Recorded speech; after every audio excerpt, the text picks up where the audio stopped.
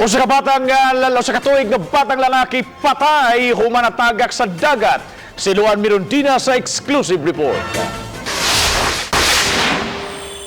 Hingpit gayong nakabsan sa kinabuhi ang usa ka tuig nga si Dexter Berdon human mahog sa dagat alauna kaganihang kadlawon. Ang mga ig-agaw na sa biktima ang mitabang pagkuha sa patayng lawas ni Dexter dihang milutaw na kini sa dagat. Matod sa inahan sa bata, naghatod siya sa hospital sa iyang igsuon nga mga nakay niadtong higayuna ug ang mga anak niyang na nag-edad og 3, 5, 7 ug 11 anyos lang ang nahabiling nangatog sa ilang balay ni adtong higayuna.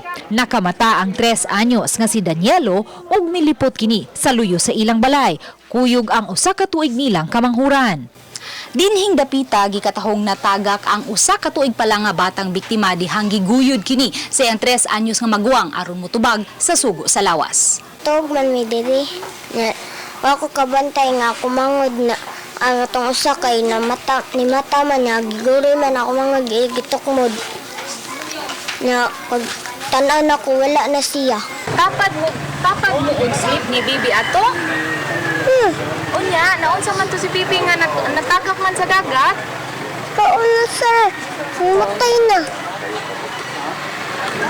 Sige, ko. Be. Dadala.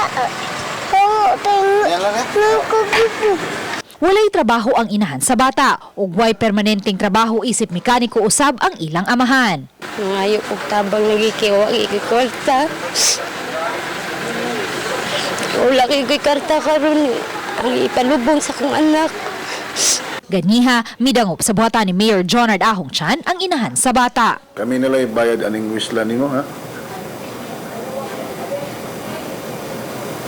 Kami na mo take care ani.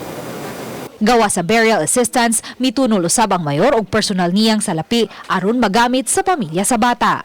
Uban ni Marlon Melgazo, Luan Mirondina, Balitang Bisda.